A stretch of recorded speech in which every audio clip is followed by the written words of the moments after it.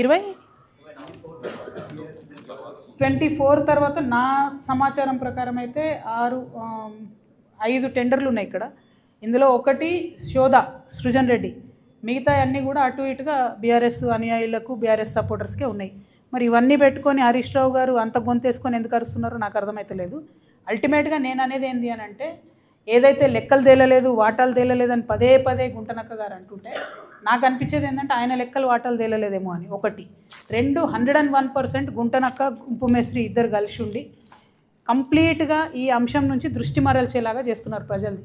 25,000 కోట్లది కొట్టేయడానికి 250 కోట్ల వ్యక్తిని చూపించి మొత్తం దృష్టి మరుస్తున్నారు. 1 2 హరీష్ రావు గారు మొన్న ఫస్ట్ ప్రెస్ మీట్లో ఏం అడిగినారు, ఖచ్చితంగా మొత్తం 2014 నుంచి ఇప్పటి వరకు ఎంక్వైరీ అడిగారు.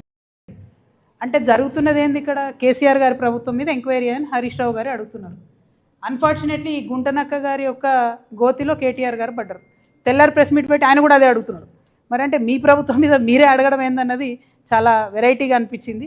సో దాన్నే నేను ఫస్ట్ నుంచి చెప్తున్నది, అదే పార్టీలో ఉంటూ ద్రోహం చేయడం కేసీఆర్ గారికి అన్నది గుంటనక్క గారికి వెన్నతో పెట్టిన విద్య. ఇప్పుడు కూడా వారు అదే చేస్తున్నారు. బీఆర్ఎస్ పార్టీ కార్యకర్తలు నేను రిక్వెస్ట్ చేస్తున్నాను, వారి విధానం చూడండి, వారు మాట్లాడే పద్ధతి చూడండి. టోటల్ 2014 నుంచి ఇప్పటి వరకు బీఆర్ఎస్ పార్టీలో ఉంటూనే డిమాండ్ చేస్తున్నారు ఎంక్వైరీ చేయాలని. మరి యాజ్ టీజ్గా తెల్లారి కేటీఆర్ గారు కూడా అదే అడిగారు. సో ఈ గుంటనక్కని గుడ్డిగా ఫాలో అయ్యి గుంతలో పడ్డారని నేను అనుకుంటున్నాను. నేను ఒకటే చెప్తున్నా, as on today 9 is the biggest block that Singareni has.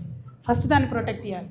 ఆ తర్వాత ఏదైతే కేంద్ర ప్రభుత్వం ఎంక్వైరీ అన్నారో ఇంకొంచెం డీటెయిల్గా ఎంక్వైరీ చేయండి, నాకేం ప్రాబ్లం లేదు. 2014 నుంచి చేసుకోండి, 1956 నుంచి చేసుకోండి. మాది కార్మికుల పక్షం, కాంట్రాక్టర్ల పక్షం కాదు కాబట్టి నాకు టెన్షన్ లేదు. సో అల్టిమేట్గా సింగరేణి సంస్థ బతకాలంటే సింగరేణికి ఉండాలి నైని అనేది. సింగరేణి ద్వారానే అక్కడ ఓపెన్ కాస్ట్ మైనా ఏది చేస్తారో చేయాలని నా కోరిక.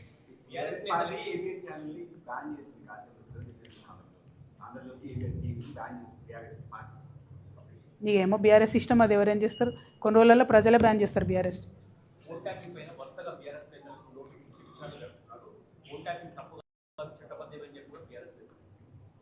అంటే నేను ఒకటే మాట చెప్తా ఉన్నాండి, అసలు కాంగ్రెస్ ప్రభుత్వం ఎవరికి నోటీస్ ఇస్తుందో అర్థమవుతలేదు.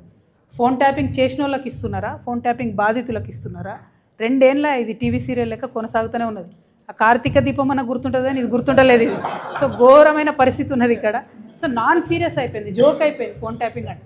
వేరేజ్ మాలాంటి వాళ్ళ ఆవేదనను ప్రజలు అర్థం చేసుకోవాలి, ప్రజలు సీరియస్గా తీసుకోవాలంటే తొందరగా దాన్ని తేల్చాలి, తొందరగా క్లోజ్ చేయాలి. అట్లా కాకుండా సాగదీస్తూ రాజకీయాల కోసం పదే వెళ్ళడం అన్నది కరెక్ట్ కాదు. చాలా నాన్ సీరియస్ అప్రోచ్తో జరుగుతుంది. We are not happy.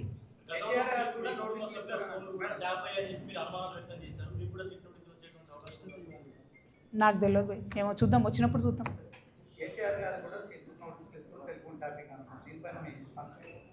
నేనేమంటున్నా, అది జోక్ అయిపోయింది, టీవీ సీరియల్ లాగా అయిపోయింది. సీరియస్నెస్తో చేస్తే బాగుంటుంది.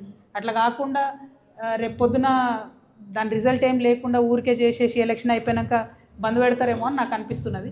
ఎందుకంటే ఎప్పుడు ఎలక్షన్ వస్తే అప్పుడే వస్తున్నది ఫోన్ ట్యాపింగ్ విషయం.